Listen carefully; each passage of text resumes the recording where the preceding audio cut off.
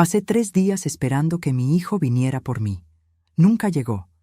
Pero lo que él no sabía es que pasé 40 años cosiendo, y una mujer que sabe hacer nudos en hilo fino también sabe muy bien cómo deshacer un nudo cuando es necesario. Escribe en los comentarios desde qué país estás viendo este video. Mi nombre es Alicia. Tengo 74 años y vivo en Querétaro, en el Bajío, en la misma casa de 2 pisos donde crié a mi hijo único, Ricardo, desde que era lo suficientemente pequeño para caber en la canasta de mimbre que usaba como cuna improvisada. Aquella casa fue levantada con el dinero que gané metro a metro, centímetro a centímetro, sentada en mi máquina de coser Singer que rechinó por más de 4 décadas sin detenerse jamás.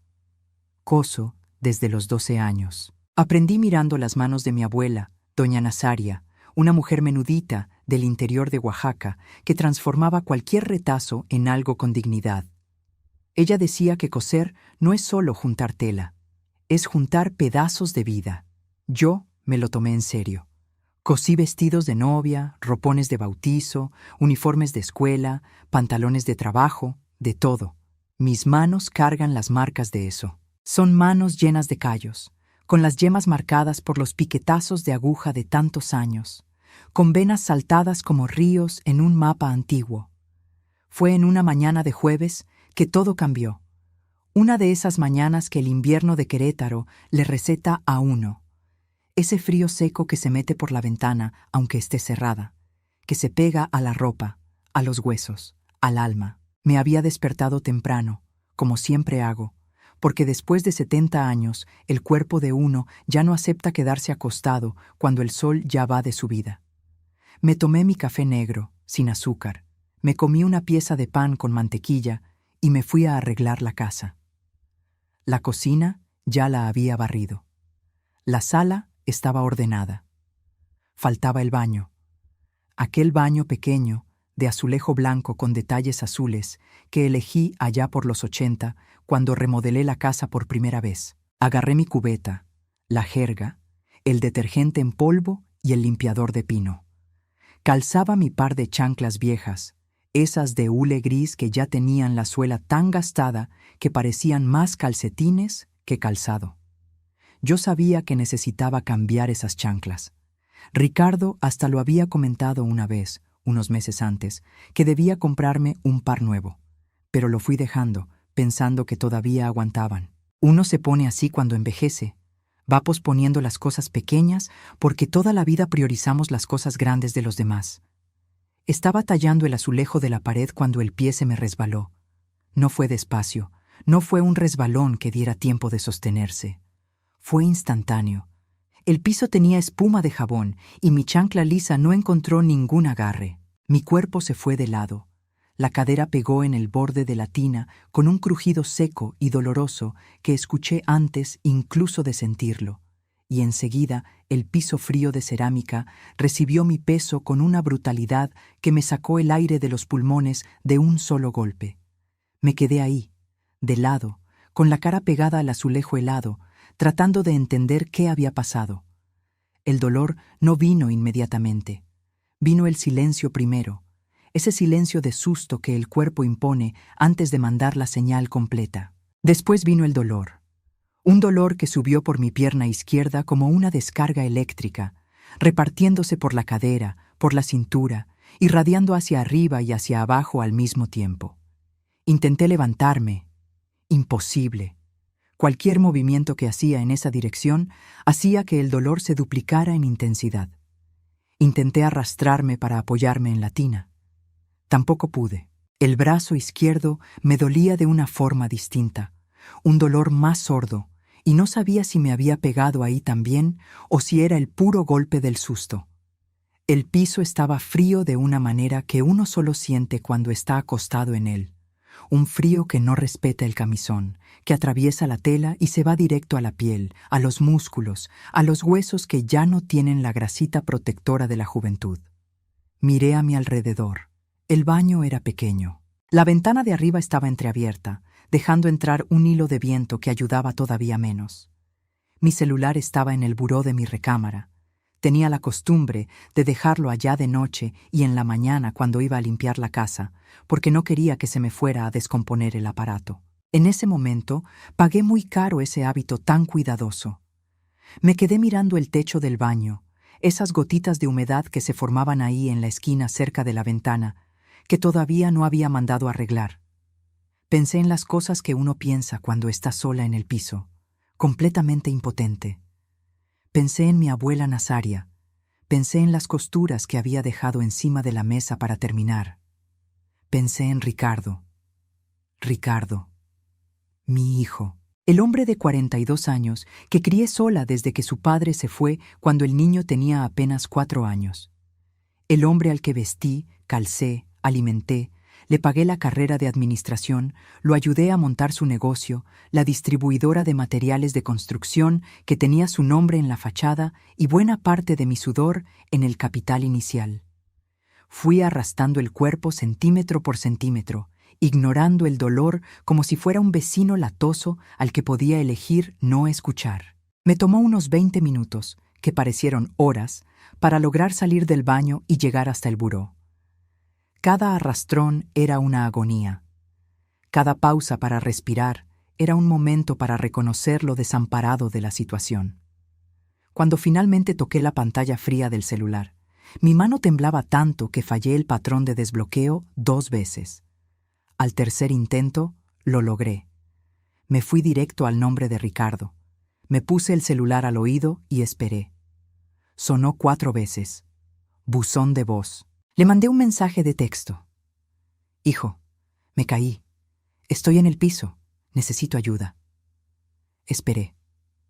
Nada. Marqué de nuevo. Buzón otra vez. Le mandé un audio, con la voz saliendo ronca y entrecortada por el dolor, explicando lo que había pasado, pidiéndole que me regresara la llamada o mandara a alguien. Puse el celular en el piso a mi lado y esperé. El sol fue cambiando de posición allá afuera. Veía la luz entrar por la rendija de la ventana del cuarto e irse desplazando despacio por la pared. El dolor fue aumentando de forma constante, sin prisa, como quien tiene todo el tiempo del mundo para lastimarme. El frío del piso se me fue metiendo en los huesos de una forma que no puedo describir bien para quien nunca se ha quedado acostado en un piso frío sin poder moverse. Es un frío que se va poniendo pesado, que se vuelve parte de tu cuerpo. 3 horas después de la caída, Ricardo me regresó la llamada. Su voz salió del aparato ocupada, apurada, como quien tiene otras cosas en la cabeza. Dijo que estaba en una junta importante con proveedores de fuera del estado. Dijo que no podía salir. Dijo que llamara a la Cruz Roja. Dijo que más tarde checaba cómo seguía. Y colgó. Me quedé mirando la pantalla del celular apagada por un tiempo que no sé cuánto fue. El ruido de la calle allá abajo seguía igual. Algún perro ladrando a lo lejos, un camión pasando. La vida siguiendo adelante sin saber que doña Alicia estaba tirada en el piso de su cuarto, con la pierna que no le obedecía, esperando a un hijo que tenía más cosas importantes que hacer. Llamé a emergencias. Di mi dirección con la voz más firme que pude. Llegaron en 20 minutos. Vinieron 2 muchachos jóvenes, amables, que me trataron con un respeto que yo necesitaba mucho en ese momento. Fractura de cuello de fémur, dijeron. Necesitaría cirugía. En la ambulancia, mirando el techo blanco tambaleándose sobre mí, con el ruido de la sirena cortando el tráfico de Querétaro, no lloré. Todavía no. El llanto vendría después. Pero algo dentro de mí, alguna pieza que se había quedado en su lugar por pura fuerza del hábito y del miedo, empezó a moverse, como una aguja que finalmente encuentra la tela correcta. El hospital público tiene un olor que se queda pegado en la memoria. Alcohol, desinfectante, ese aire levemente metálico que viene de no se sabe dónde. Yo conocía ese olor. Ya me había quedado ahí 2 veces antes, una por neumonía y otra cuando me operaron la rodilla. Pero esta vez era diferente. Esta vez estaba sola, de una manera en la que nunca había estado. Me pusieron en una camilla en el pasillo de ortopedia mientras esperaba mi turno para los rayos X. El pasillo estaba lleno de gente, Camillas, sillas de ruedas, familiares parados contra las paredes esperando noticias. Y yo ahí, sin nadie a mi lado. Una enfermera joven, con el cabello recogido y ojeras profundas, vino a checarme la presión. Preguntó si venía alguien. Le dije que tenía un hijo. Ella anotó el nombre y el teléfono de Ricardo en la ficha y prometió intentar contactarlo por medio de trabajo social si era necesario. Él apareció en el hospital 4 horas después de que ingresé. 4 horas. El tiempo suficiente para que su junta terminara, para que comiera, imagino, y entonces se acordara de que su madre estaba internada. Llegó con esa expresión de quien está cumpliendo con una obligación incómoda, el traje levemente arrugado, el celular en la mano, los ojos ya revisando los mensajes mientras se acercaba a mi camilla. Se quedó 10 minutos. Me dijo que iba a hacer una cirugía sencilla, que iba a estar bien, que él había hablado con un colega del trabajo que había pasado por lo mismo. Preguntó si necesitaba algo. Cuando le dije que tenía frío, miró a su alrededor. No encontró nada para taparme. Dijo que iba a ver qué conseguía y desapareció. No regresó más ese día. Me operaron al día siguiente. Anestesia raquídea, esa que te congela la espalda y te apaga todo de la cintura para abajo. Los doctores eran competentes, el equipo era bueno. Cuando desperté, ya era tarde por la noche. La pierna pesada como plomo. El dolor de un tipo diferente, más profundo, controlado por la morfina pero presente, siempre presente, como un ruido de fondo que no para. Ricardo me había mandado un mensaje de texto diciendo que me pusiera bien, que me llamaría al día siguiente. Al día siguiente no llamó. Llamó al tercer día, rápido, preguntó cómo iba todo. Dijo que estaba ocupado cerrando un contrato grande. Dijo que le había pedido a su secretaria que buscara clínicas de rehabilitación, porque yo necesitaría fisioterapia después del alta y él no tendría forma de cuidarme en la casa. Clínica de rehabilitación. Me quedé con esas palabras dándome vueltas en la cabeza durante horas. Mi madre nunca me mandó a ninguna clínica cuando yo necesité de ella. Mi abuela Nazaria me bajaba la fiebre con un trapo mojado en la frente y se quedaba a mi lado toda la noche. Pero los tiempos cambiaron, y yo también tuve la culpa por criar a un hijo que aprendió que las cosas se resuelven con dinero o contratando a alguien, porque así era como yo resolvía sus problemas desde que era chico. Fui honesta conmigo misma en esos días de hospital. Fue doloroso de una forma que la fractura en el hueso no podía igualar. Me pasé la vida entera resolviéndole todo a Ricardo. Cuando reprobaba en la escuela, yo iba a hablar con la maestra. Cuando se peleó en su primer trabajo y se salió azotando la puerta, yo fui tras el patrón a pedir disculpas. Cuando su matrimonio se desmoronó, fui yo la que limpió el desorden, la que hizo la mudanza, la que le pagó al abogado. Nunca dejé que aprendiera a cargar su propio peso, porque pensaba que el amor de madre era justamente eso, cargar por él. En la quinta noche de internamiento, cuando el pasillo del hospital ya estaba más quieto y las luces estaban bajas por la madrugada, le pedí a una auxiliar de enfermería que me trajera papel y pluma. Me los trajo sin preguntar por qué. Apoyé el papel en la tablita que les dejan a los pacientes para escribir o comer, y empecé a pensar. No escribí todavía. Solo pensé. Pensé en mi casa. En la casa de 2 pisos que compré cuando Ricardo tenía 7 años, con el dinero de la costura y de un crédito que me tomó 12 años pagar. Pensé en las remodelaciones que hice a lo largo del tiempo, siempre reinvirtiendo lo que ganaba. Pensé en los 3 departamentos que había logrado comprar a lo largo de 40 años de trabajo, pequeños, en la misma colonia, que rentaba a parejas jóvenes y familias trabajadoras. Esas rentas eran mi pensión complementaria, porque lo que me daba el seguro social solito no pagaba ni la mitad de los gastos. Pensé en lo que había hecho con esos bienes. Hace 2 años, cuando tuve un problema de presión que me asustó de verdad, había llamado a Ricardo para una plática seria. Él había venido con una sonrisa amable y un hablar dulce sobre ayudarme a administrar, sobre ahorrarme el trabajo de lidiar con el banco, con los inquilinos, con las cuentas. Cedí. Le di un poder. Puse la cuenta de las rentas a nombre de los dos. Hasta firmé unos papeles que él dijo que eran para facilitar lo del testamento en el futuro. Le había entregado el control de todo aquello que construí sola a un hombre que no pudo encontrar ni una sábana para mí en un pasillo de hospital. En la mañana del 6º día, antes incluso de que el desayuno llegara en las charolas de aluminio, yo ya sabía lo que tenía que hacer. La claridad era extraña, limpia, como cuando estás cosiendo a oscuras y alguien prende la luz de repente y ves la aguja con una precisión perfecta. Necesitaba a alguien de confianza, alguien que entendiera de leyes, de papeles, de cómo deshacer los nudos que yo misma había amarrado. Y fue ahí que me acordé de la licenciada Fernanda. Fernanda era hija de mi vecina de cuando vivía en el barrio viejo, antes de cambiarme a la casa nueva.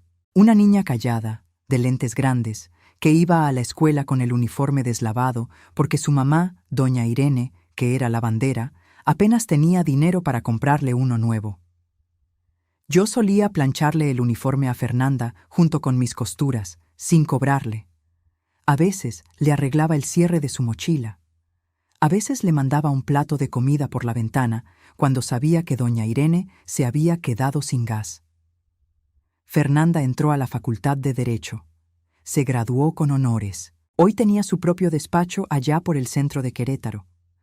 Cada vez que me la encontraba, me abrazaba con esa fuerza de la gente que no olvida de dónde viene y me decía que si necesitaba cualquier cosa, nada más le dijera. Busqué su número en el celular con los dedos todavía lentos por las medicinas. Lo encontré. Le piqué a llamar. Contestó al segundo timbrazo. La voz de Fernanda en el teléfono me dio un calorcito que ninguna manta lograría. No esperó a que terminara de explicarle todo. A la mitad de lo que le decía, ya me estaba diciendo que iba a reorganizar su agenda, que llegaría al hospital esa misma mañana. Y llegó, de traje sastre azul marino, cabello recogido, cargando un portafolio y un café con leche en un termo que me tendió antes incluso de saludarme. «Doña Alicia, usted necesita un café de verdad, no de ese de calcetín que dan aquí».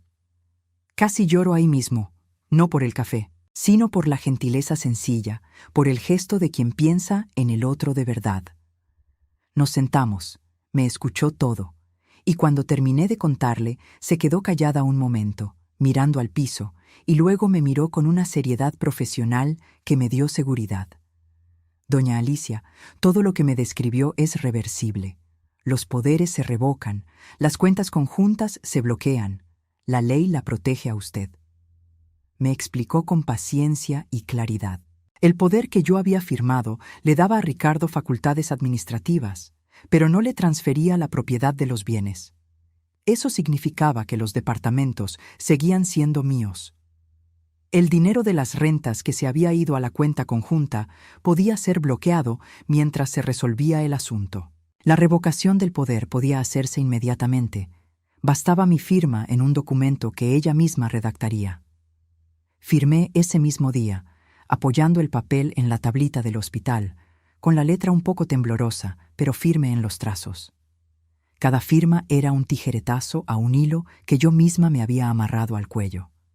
Fernanda salió con los papeles y yo me quedé mirando la ventana del hospital, viendo el cielo de Querétaro aclararse con la mañana avanzando. El pecho me pesaba de una forma distinta ahora. Ya no era el peso del desamparo. Era el peso de una decisión que yo sabía que lo iba a cambiar todo. Ricardo apareció ese mismo día, más tarde, después de la comida. Entró al cuarto con esa expresión de obligación cumplida que yo ya conocía bien. Se sentó en la silla de plástico, se guardó el celular en el bolsillo por un instante, como si estuviera haciendo un esfuerzo por ponerme atención. Preguntó cómo iba el dolor. Dijo que había hablado con un primo suyo, fisioterapeuta, que podría darme las sesiones en la casa por un precio razonable. Lo observé. 42 años, hombros anchos que había heredado de su padre, esa línea de la quijada que era idéntica a la de él también. Pero los ojos eran míos, solo los ojos. Y en ese momento, mirando esos ojos que eran míos, sentí el dolor más extraño de mi vida. Un dolor que no tenía nada que ver con el fémur fracturado. Yo entendía de dónde había venido todo aquello. No nací sabiéndolo, Pero en ese pasillo de hospital, en esas noches sin sueño, lo fui entendiendo. Yo hice de Ricardo un hombre que no sabía cuidar, porque nunca lo necesitó. Cada vez que se iba a caer, yo aparecía abajo para amortiguar el golpe. Cada vez que el mundo le iba a cobrar, yo pagaba antes. No crié a un hijo. Crié una extensión de mí misma que nunca desarrolló sus propios callos, porque mis manos siempre estaban ahí para protegerlo. Eso no justificaba lo que hizo. No justificaba los 3 días de silencio mientras yo estaba en el piso. No justificaba que una junta de proveedores fuera más urgente que su madre con la cadera fracturada. Pero me ayudaba a entender. Y entender no era perdonar, pero era el principio para dejar de engañarme. Me quedé callada mientras él hablaba. Le di respuestas cortas. Fingí estar más cansada de lo que estaba. Cuando se fue, otra vez con el celular en la mano antes de llegar a la puerta, cerré los ojos y saqué la cuenta del daño. Fernanda me llamó en la noche para confirmarme que los documentos ya estaban ingresados. La revocación del poder estaba en trámite. En 48 horas, Ricardo ya no tendría poder sobre nada que fuera mío. El dinero de las rentas que estaba en la cuenta conjunta estaba bloqueado temporalmente hasta que yo abriera una cuenta nueva solo a mi nombre. Él todavía no sabía nada, y le pedí a Fernanda que así se quedara hasta que todo estuviera completamente resuelto.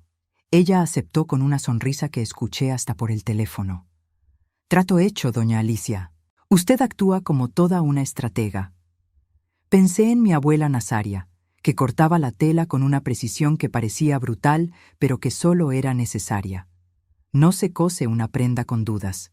Cortas donde tienes que cortar, sin que te tiemble la mano a la mitad. Me dieron el alta al 11º día. Fernanda había contratado, con mi dinero rescatado de la cuenta bloqueada, a una cuidadora llamada Lupita. Una mujer de unos 50 y tantos años, cabello entrecano recogido en un chongo bajo, manos fuertes de quien ha trabajado mucho, una forma de hablar directa que aprecié de inmediato. Me recogió en el hospital con una camioneta adaptada y me llevó a la casa con una competencia tranquila que me dio paz. Entrar a mi casa en silla de ruedas fue un golpe al orgullo que tuve que tragarme.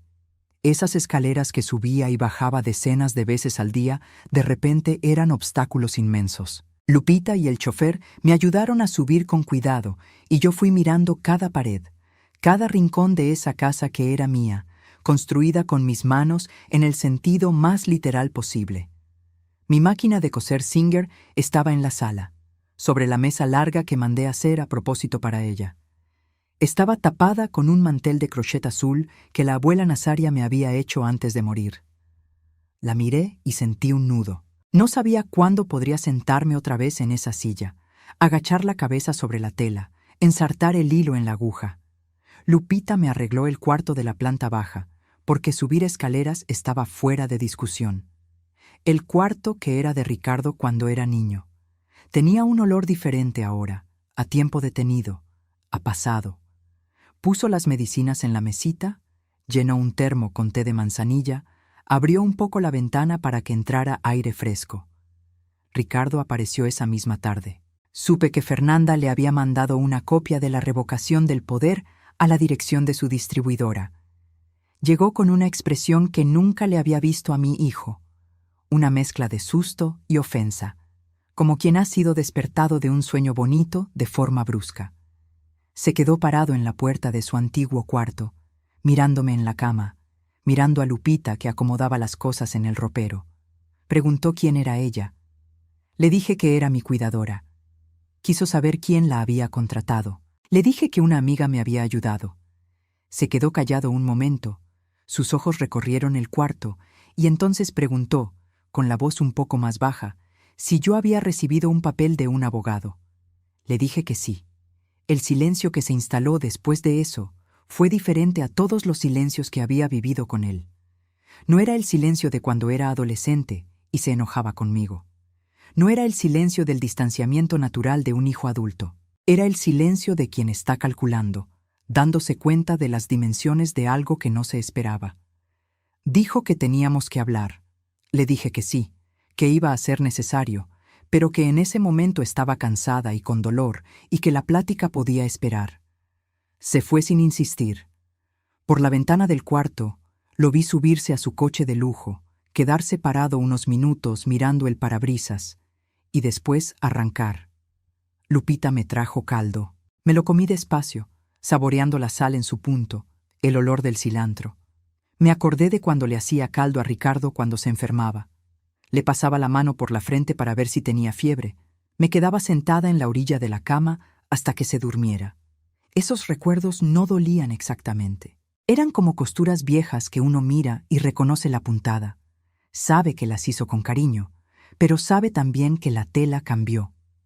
Esa noche, acostada en el cuarto viejo de mi hijo, escribí en el papel que Fernanda me había dejado.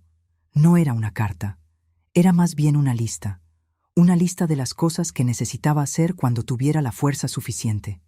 Cosas prácticas: abrir la cuenta nueva, revisar los contratos de renta, hablar con los inquilinos. Y una cosa que no era práctica, pero sí necesaria: volver a aprender a existir para mí misma. La plática con Ricardo fue a los 15 días de que regresé a la casa. Él lo había intentado antes, llamó 3 veces, mandó mensajes. Le pedí que esperara. Necesitaba estar de pie, metafóricamente hablando, antes de sentarme frente a él. Cuando llegó, Lupita estaba en la cocina. Yo estaba sentada en el sillón de la sala, con la pierna estirada en el apoyo que ella había adaptado con almohadas. La Singer estaba ahí, tapada con el mantel de crochet.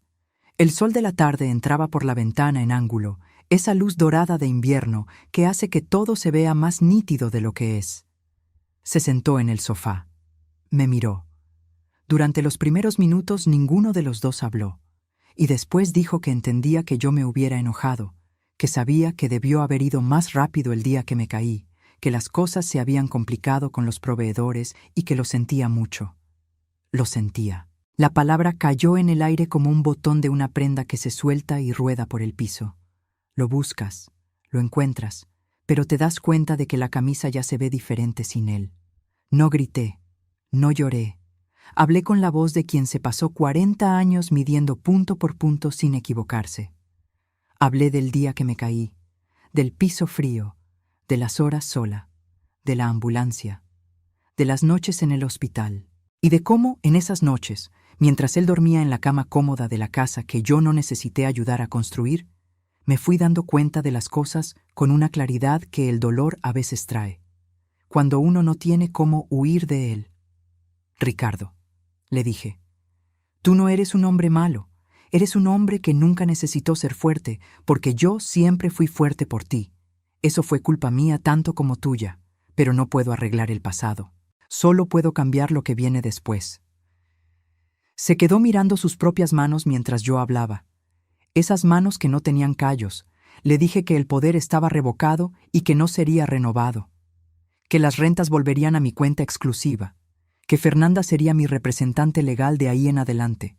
Que la casa era mía y así seguiría siendo. Que él era bienvenido en esa casa como hijo, pero no como administrador. Intentó argumentar. Dijo que era para facilitar las cosas, que me estaba haciendo mayor, que él solo quería ayudar. Y entendí que tal vez parte de eso era verdad. Pero también entendí que la ayuda que ofrecía siempre tenía un costo escondido, una conveniencia para él, una transferencia silenciosa de control que yo había aceptado con los ojos cerrados. «Me puedes ayudar, Ricardo», le dije. «Puedes venir, llamar, traer fruta, llevarme al médico cuando lo necesite. Pero lo que es mío sigue siendo mío. No porque desconfíe de ti, sino porque aprendí demasiado tarde que cuando uno entrega el control de su propia vida, entrega junto con él un pedazo de su dignidad». Se fue más callado de lo que llegó. No azotó la puerta. Esa quietud me pareció más honesta que cualquier cosa que pudiera haber dicho. Los meses que siguieron fueron de una reconstrucción que comparé muchas veces con desbaratar una prenda y volverla a coser. Agarras la pieza que quedó mal, quitas los puntos uno por uno con mucho cuidado para no romper la tela, y entonces empiezas de nuevo desde lo que todavía sirve. La fisioterapia fue dura. 2 meses en silla de ruedas, luego la andadera, luego el bastón.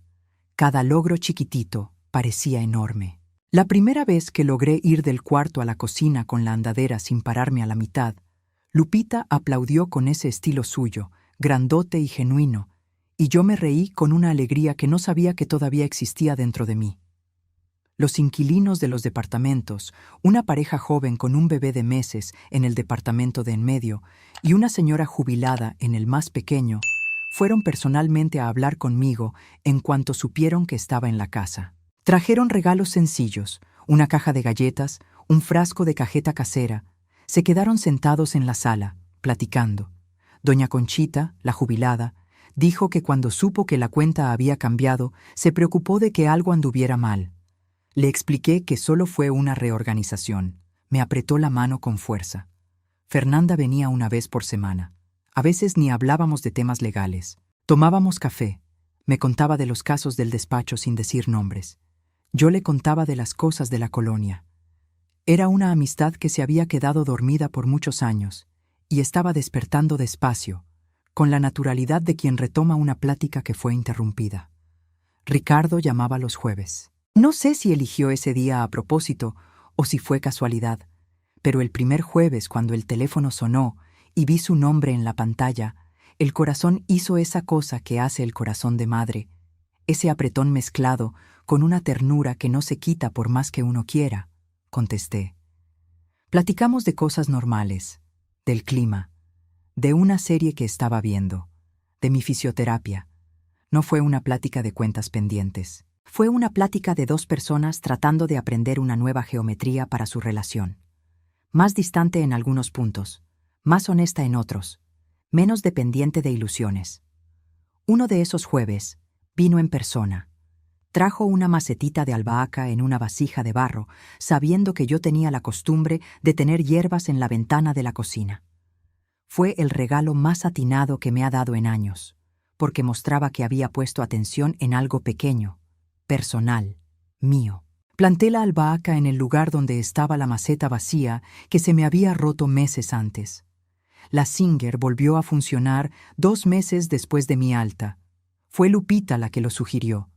Dijo que yo me quedaba mirando esa máquina tapada con el mantel de crochet, con una cara que ella reconocía, la cara de quien está lejos de algo que le hace falta.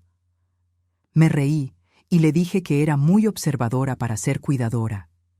Ella me respondió que no era cuidadora, que era compañera, y eso me llegó de una forma que me dejó pensando por días. La primera vez que me senté otra vez en la silla de la Singer, con la pierna todavía algo tiesa, apoyada en un banquito que Lupita adaptó con creatividad, fue una ceremonia privada. Enhebré la aguja. Pasé la tela por debajo del prensatelas. Bajé la palanca. Y dejé que la máquina cantara ese ruido rítmico que es, para mí, el sonido más parecido a la paz que conozco. Cosí un delantal. Sencillo, de lino color crema, sin ningún fin específico. Lo cosí porque necesitaba coser, porque las manos necesitaban recordar quiénes eran. Fui al despacho de Fernanda 3 meses después de salir del hospital. Fui en taxi, con mi vestido de flores que guardaba para ocasiones importantes, usando el bastón de madera oscura que Lupita había escogido para mí en una tienda ortopédica. Ese bastón con mango curvo y punta de goma que parecía más un accesorio que una necesidad. Me senté en la silla de piel de su oficina, miré por la ventana grande hacia el centro de Querétaro allá abajo, y dije que quería organizar las cosas antes de que el mundo las organizara por mí. Fernanda abrió su libreta y esperó. Quiero hacer un testamento, le dije, y quiero hacerlo con calma, pensando en cada detalle. La ley garantiza la mitad del patrimonio para el heredero directo. Ricardo recibe la mitad, dijo ella. Lo que es de ley, es de ley. Estuve de acuerdo.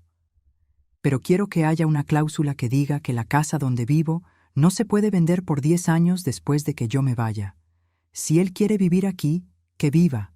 Si la quiere rentar, que la rente. Pero no va a despilfarrar el techo que yo levanté para comprarse un coche nuevo. Fernanda anotó sin parpadear. ¿Y lo demás? Lo demás lo había pensado mucho.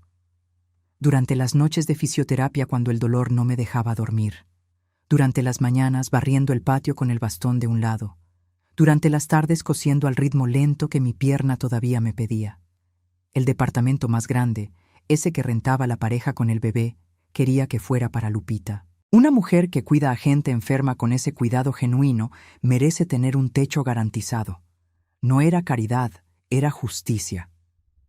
El departamento más chico y el dinero ahorrado que no pertenecía a la mitad legal de Ricardo quería que fuera administrado por Fernanda, no para ella, sino por ella, como administradora.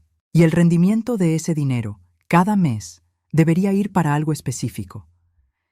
Quería que fuera para la escuela primaria estatal, donde los hijos de doña Conchita, mi inquilina jubilada, habían estudiado. Una escuela pública de barrio que yo sabía que siempre andaba corta de material. Quería que el dinero se usara para comprar útiles escolares, uniformes, zapatos resistentes para los niños que llegaban a la escuela descalzos o con chanclas rotas. Los niños que iban a la escuela con la panza vacía. Los niños que si yo hubiera visto en mi época de cocinera escolar, les habría llenado el plato sin cobrarles nada. Fernanda dejó de escribir. Me miró por encima de sus lentes con una expresión que no era solo profesional. Había algo personal ahí, la mirada de quien fue uno de esos niños algún día. Doña Alicia, usted sabe que ese dinero podría darle una vida muy cómoda los próximos años. Ya tengo una vida cómoda, Fernanda. Tengo mi máquina Singer, tengo mi casa, tengo a Lupita, tengo las plantas en la ventana, te tengo a ti tomando café conmigo los viernes, tengo lo que se necesita, lo que sobra, que sirva para los que todavía están construyendo. Firmó los papeles junto conmigo. Yo firmo como testigo y como administradora designada, dijo. Y como la niña del uniforme que usted arregló en su máquina por tantos años, añadió bajito, apretando la pluma entre sus dedos. No lloré, pero fue por muy poquito. Regresé a la casa con el sol de la tarde pegando en las banquetas de Querétaro, mirando por la ventana del taxi la ciudad que conocía tan bien. Esas calles por donde había caminado cargando cajas de costura, tela comprada de mayoreo, pedidos por entregar. Esa ciudad que me había dado trabajo, un hijo, casa, dolor y aprendizaje en dosis generosas a lo largo de 74 años. Sentí que algo se había acomodado en su lugar por primera vez en mucho tiempo. Hoy han pasado casi 2 años desde aquella mañana de jueves cuando me resbalé en el baño. El fémur pegó, la pierna funciona. Todavía uso el bastón en días de lluvia, cuando la articulación se pone más tiesa, pero los demás días ando por la casa sin él, con más atención al piso, con un respeto por mi propio cuerpo que debía haber tenido mucho antes.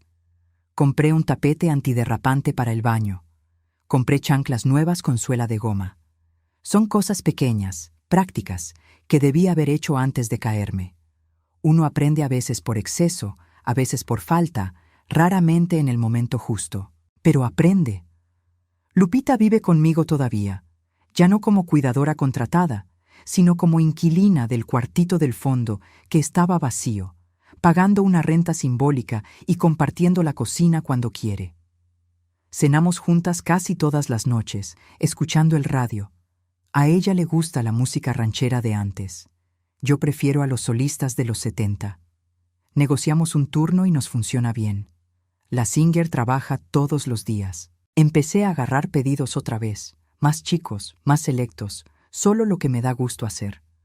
Hago ropa de niño porque es rápido y colorido, y me alegra. Le hago arreglos de ropa a las vecinas. A veces hago un delantal que no tiene destino, solo para que las manos trabajen y la mente descanse. Ricardo viene los jueves, casi siempre. A veces trae a su hijo pequeño, de una relación que no funcionó, pero que dejó a un niño de 4 años llamado Diego, que tiene los ojos igualitos a su bisabuelo. Cuando Diego llega a mi casa, corre hacia la Singer y se queda mirando el prensatelas subir y bajar como si fuera el mecanismo más fascinante del mundo. Yo lo dejo. Le explico cómo funciona. Le enseño cómo se pone el hilo. Tal vez un día aprenda lo que yo aprendí a los 12 años, que coser no es solo juntar tela. Ricardo y yo nunca tuvimos una gran escena de reconciliación. No nos sentamos en un sofá con ese tipo de plática de final de película, con abrazos y lágrimas y todo resuelto. No fue así. Fue más parecido a aprender a caminar después de la fractura, un paso a la vez, con cuidado, con atención para no forzar lo que todavía está frágil. Hay una distancia entre nosotros que nunca existió antes, y tardé en entender que esa distancia no es un defecto. Es una medida honesta de dónde está cada uno. Me respeta de una forma diferente ahora. No sé decir si es admiración o culpa o las dos mezcladas, pero hay algo en la forma en que me mira que cambió, como quien descubrió que la persona que creía conocer de memoria tenía una profundidad que nunca se dio el trabajo de explorar. Fernanda se toma el café conmigo cada viernes. Doña Conchita, mi inquilina, trae pan dulce cuando es día de lluvia, que es exactamente cuando uno más quiere un pan con café. La pareja del departamento grande tuvo otra hija, una niña a la que llamaron Alicia, y cuando me dijeron el nombre de la niña, tuve que fingir que era la alergia para justificar que se me aguadaron los ojos. Hay días en que la pierna duele más. Hay días en que el silencio de la casa se siente un poquito pesado. Hay días en que miro la máquina Singer y pienso en todas las costuras que todavía quiero hacer y que tal vez el tiempo no me deje. La vejez no es serena, no es ese retiro tranquilo que uno se imagina cuando es joven. Es una negociación constante con el cuerpo, con la memoria, con los arrepentimientos y con las alegrías. Pero lo que sé, con la certeza de quien aprendió por el dolor de la forma más concreta posible, es que la dignidad no es algo que uno gana cuando es joven y mantiene automáticamente para siempre. La dignidad es una elección que uno hace todos los días. Es decidir que tu sudor te pertenece a ti, que tu techo es tuyo, que tu amor no es una cuenta de banco donde cualquiera puede retirar. Me pasé 40 años cosiendo para los demás, para mi hijo, para los clientes, para los vecinos. Cosí hasta la última fibra de energía que tenía, pensando que eso era lo que el amor exigía. Y tal vez lo exija en algunos momentos. Pero lo que no entendía es que junto con la costura para el otro, uno necesita guardar hilo y aguja para remendarse a sí misma cuando se rompe. Yo me rompí. Fui a dar al piso frío de un baño de invierno, con un fémur quebrado y un corazón todavía más partido por el abandono de quien menos esperaba. Pero me levanté. No de un solo golpe, no rápido, no sin dolor. Me levanté como uno siempre se levanta cuando de verdad lo necesita, centímetro por centímetro, apoyada en las personas correctas, guiada por una claridad que el dolor a veces tiene el don de traer. Soy Alicia, tengo 74 años y vivo en Querétaro, en una casa que construí con las manos llenas de callos y punto por punto. Tengo una máquina Singer que canta todos los días. Tengo una amiga que trae café cada viernes. Tengo una compañera que se volvió familia. Tengo un nieto postizo que cree que el prensatelas de la Singer es mágico. Y tengo la certeza, bordada con hilo firme en la tela de mi experiencia, que una mujer que sobrevivió 40 años con la aguja en la punta del dedo no se cae y se queda ahí. Ella se levanta y cose mejor que antes. Si esta historia tocó tu corazón, suscríbete al canal para no perderte ningún relato como este. Deja tu like. Ayuda mucho más de lo que te imaginas. Cuéntame en los comentarios qué sentiste, qué te hizo recordar esta historia. Y si conoces a alguien que necesitaba escuchar esto hoy, compártelo con esa persona ahora mismo. Considera hacerte miembro del canal. Tu contribución nos permite seguir trayendo historias reales, historias que importan, historias de personas comunes con una valentía extraordinaria. Doña Alicia les da las gracias. Y yo les doy las gracias con ella, las gracias con ella, las gracias con ella, las gracias con ella, las gracias con ella, las gracias con ella, las gracias con ella, las gracias con ella, las gracias con ella, las gracias con ella, las gracias con ella, las gracias con ella, las gracias con ella, las gracias con ella, las gracias con ella, las gracias con ella, las gracias con ella, las gracias con ella, las gracias con ella. Las gracias con ella, las gracias con ella, las gracias con ella, las gracias con ella, las gracias con ella,